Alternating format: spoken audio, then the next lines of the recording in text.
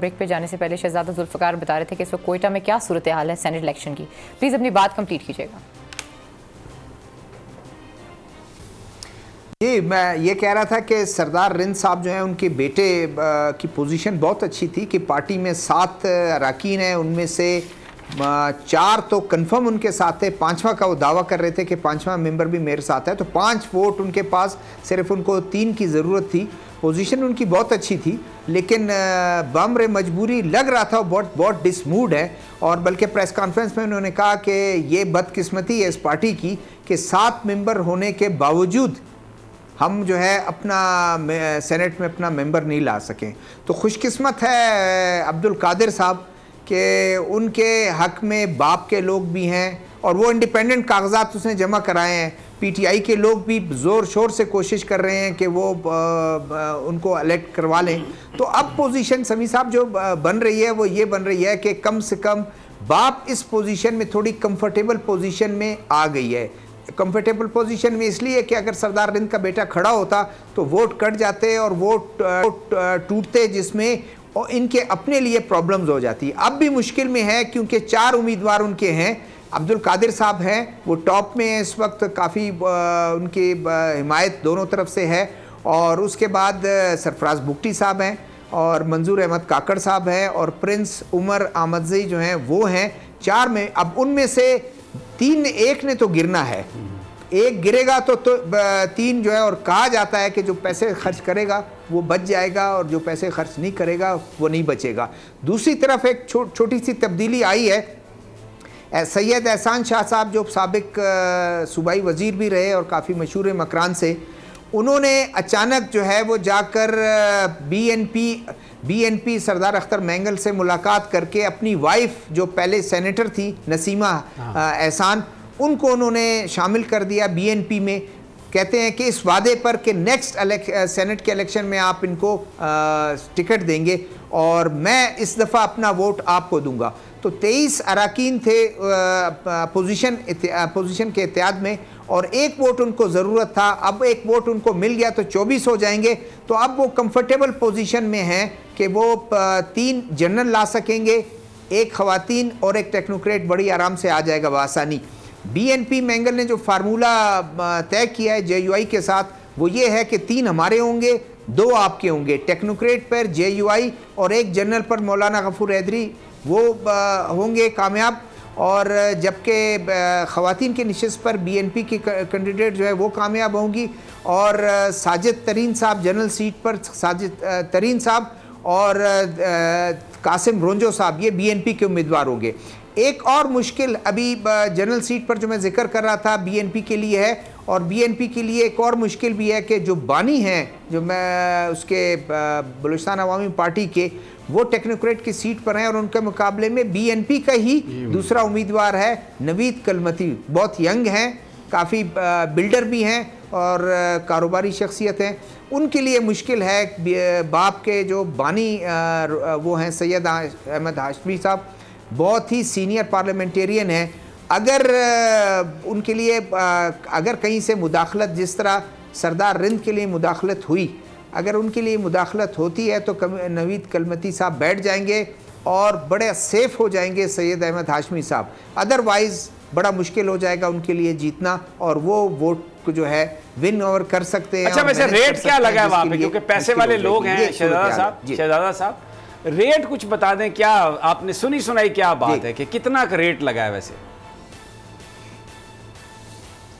देखें 4 से 5 करोड़ फी एमपीएस को जो है वो दे रहे हैं, 4 से 5।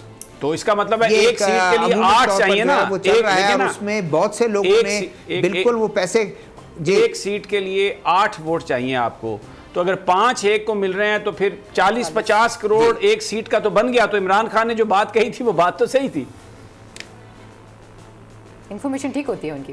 समी साहब पिछले इलेक्शन में भी जो हाईएस्ट 2 सेनेटर ऐसे हैं जिन्होंने, एक ने 35 करोड़ रुपए खर्च किए थे, दूसरे ने 40 करोड़ खर्च किए थे और वो बड़ी पोजीशन में इस वक्त बैठे हुए हैं। तो ये पिछले इलेक्शन में भी चलता है और आपको तो पता है बलूचिस्तान बड़ा बदनाम रहा है। हाँ, और कोई भी आ जाए और बाहर से जो है वो इस दफ़ा तो फिर जो सेरा है, ये सारी जो करप्ट प्रैक्टिसेस का, वो तो माशाल्लाह जो हमारे चीफ इलेक्शन कमिश्नर राजा साहब, बड़ा उन्होंने कहा कि नहीं ये तो खुफिया ही होंगे, वोट आइन ये कहता है पाकिस्तान का, और सुप्रीम कोर्ट का फैसला उन्होंने एक साइड पर डाल दिया।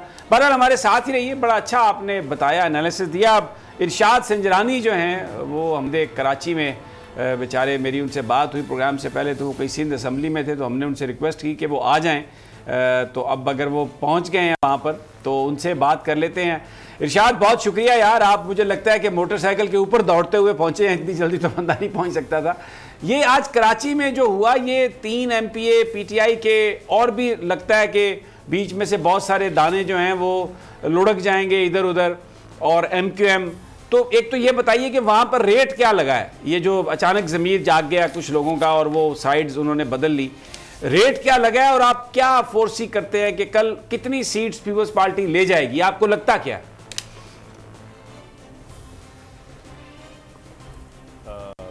बिल्कुल समी साहब, आज जो हंगामा आराई भी हुई और PTI के जो 3 MPs जिसमें करीम बख्श गबोल, असलम बबड़ू और शेरियार खान शहर जो कि गायब थे, और उस पर जो गुज़िश्ता रोज़े खुरम शेर जमान पीपल्स PTI के, उन्होंने अपनी प्रेस कॉन्फ्रेंस में कहा कि उनको अगवा कर लिया गया है, फिर वो सामने भी आया। आज पॉइंट ऑफ ऑर्डर पर जब वज़ीर ज़राअत सिंध हैं वो अपना बयान दे रहे थे कि वफाक ने उनकी हेल्प नहीं की मुख्तलिफ जो ज़रूरी मामला पर, लोकस्ट और दीगर इस पर, तो इसी दौरान तकरीबन 1:15 और 1:30 के दरमियान जो है ये तीनों MPs अचानक PTI के आते हैं और अपनी हाजिरी इजलास में, क्योंकि बहुत लाजमी होती है अरकान असम्बली को लगाने के लिए, तो जैसे ही पॉइंट ऑफ ऑर्डर ये तीनों अरकान असम्बली आए, अपनी हाजिरी लगाकर असलम बबड़ो और जो शेरियार खान शहर हाजिरी लगाकर चले गए। अब फंस गए बीच में करीम बख्श गबोल, और उनको फिर PTI वालों ने दबोच लिया, और वो कह भी रहे थे कि मैं PTI का हूँ और PTI के साथ जाऊँगा, लेकिन कल जैसे उनका स्टेटमेंट आया कि वोट में PTI को नहीं दूंगा, क्योंकि उनके इख्तलाफात हैं कि जो अबड़ो साहब हैं, सैफुल्लाह अबड़ो, और वो उनके हवाले से जो आपने रेड की बात की है, वो इस वक्त जो बातें सामने आई हैं, और बल्कि लियाकत जतोई साहब ने भी कहा है 35 करोड़ से ज़ायद जो है वो उन्होंने इल्ज़ाम लगाया कि उन्होंने अपनी इस नशस्त के लिए, एक सेनेटर बनने के लिए 35 करोड़ रुपए दिए। तो सिंध में तो करोड़ों में इनके 35 करोड़ 30 करोड़ से ऊपर का जो रेट सिर्फ सेनेट के उम्मीदवार, जो MPs की बात चल रही है वो भी 5 और 10 करोड़ के दरमियान जो है वो है, और इसमें बीच में जो बिहाइंड द सीन जो है MQM के लोग भी पीपल्स पार्टी के साथ राब्ते में हैं, और 3 जो PTI के लोग सामने आए हैं। इसके अलावा भी पीपल्स पार्टी के अरकान जो है वो दावा करते हैं, और मुख्तलिफ जो लोगों को यहाँ पे बिलावल भुट्टो जरदारी लगा कर गए हैं एक कि आप अपने जो दोस्त हैं PTI के और दीगर उनको तोड़ें। तो बहुत सारे लोग हो सकते हैं पीपल्स पार्टी सरप्राइज कर सकती है, लेकिन अभी इस वक्त जो नंबर गेम की अगर हम बात करें, जिसपे इमरान खान ने भी कहा जिसके जितने नंबर गेम हो उसको उतने सीट्स मिलनी चाहिए, तो पीपल्स पार्टी की जो तकरीबन जो है 4 जो जनरल नशस्तें निकाल सकती है नंबर गेम के तहत, जो कि 99 इस वक्त उनके अरकान असम्बली हैं सिंध असम्बली में, और एक टेक्नोक्रेट और एक खवातीन की नशस्त बासानी जो इस वक्त नंबर गेम में वो निकाल सकती है। और अपोजिशन जो जमातें उनके तकरीबन 69 जो अरकान असम्बली, जिसमें ओवरऑल MQM PTI और GDA और TLP को मिलाकर वो 5 नशस्तें निकाल सकते हैं, 3 जो है जनरल और एक टेक्नोक्रेट और एक खवातीन की नशस्त। तो नंबर गेम पर अगर जाए, लेकिन तहरीक लब्बैक ने तो ये कहा कि वो किसी को भी वोट नहीं देंगे, तो फिर वो तो कम हो गए ना उनके वोट,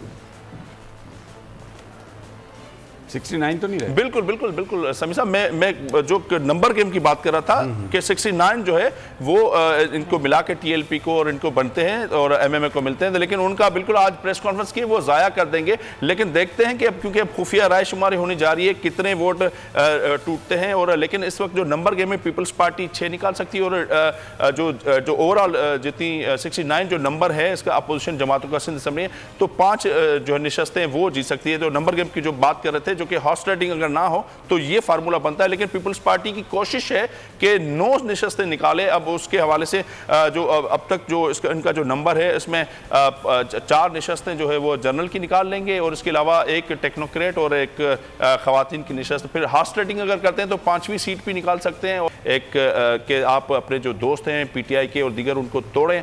तो बहुत सारे लोग हो सकते हैं पीपल्स पार्टी सरप्राइज कर सकती है, लेकिन अभी इस वक्त जो नंबर गेम की अगर हम बात करें, जिसपे इमरान खान ने भी कहा जिसके जितने नंबर गेम हो उसको उतने सीट्स मिलनी चाहिए, तो पीपल्स पार्टी की जो तकरीबन जो है 4 जो जनरल नशस्तें निकाल सकती है नंबर गेम के तहत, जो कि 99 इस वक्त उनके अरकान असम्बली हैं सिंध असम्बली में, और एक टेक्नोक्रेट और एक खवातीन की नशस्त बासानी जो इस वक्त नंबर गेम में वो निकाल सकती है। और अपोजिशन जो जमातें उनके तकरीबन 69 जो अरकान असम्बली, जिसमें ओवरऑल MQM, PTI और GDA और TLP को मिलाकर वो 5 निशस्तें निकाल सकते हैं। 3 जो है जनरल और एक टेक्नोक्रेट और एक खवातीन की निशस्त। तो नंबर गेम पर अगर जाए, लेकिन तहरीक लब्बैक ने तो ये कहा कि वो किसी को भी वोट नहीं देंगे, तो फिर वो तो कम हो गए ना उनके वोट, 69 तो नहीं रहे। बिल्कुल बिल्कुल बिल्कुल समी साहब, मैं जो नंबर गेम की बात कर रहा था कि 69 जो है वो इनको मिला के TLP को और इनको बनते हैं और MMA को मिलते हैं, लेकिन उनका बिल्कुल आज प्रेस कॉन्फ्रेंस की वो ज़ाया कर देंगे। लेकिन देखते हैं कि अब क्योंकि अब खुफिया राय शुमारी होनी जा रही है, कितने वोट टूटते हैं। और लेकिन इस वक्त जो नंबर गेम में पीपल्स पार्टी 6 निकाल सकती है और जो ओवरऑल जितनी 69 जो नंबर है इसका अपोजिशन जमातों का सिंध असम्बली है, तो 5 जो है निशस्तें वो जीत सकती है। तो नंबर गेम की जो बात कर रहे थे, कि हॉर्स ट्रेडिंग अगर ना हो तो ये फार्मूला बनता है, लेकिन पीपल्स पार्टी की कोशिश है कि 9 निशस्तें निकाले। अब उसके हवाले से जो अब तक जो इनका जो नंबर है, इसमें 4 निशस्तें जो है वो जनरल की निकाल लेंगे और इसके अलावा एक टेक्नोक्रेट और एक खवातीन की निशस्त। फिर हॉर्स ट्रेडिंग अगर करते हैं तो 5वीं सीट भी निकाल सकते हैं। सब्सक्राइब करें और बेल दबाएं ताकि कोई खबर रह न जाए।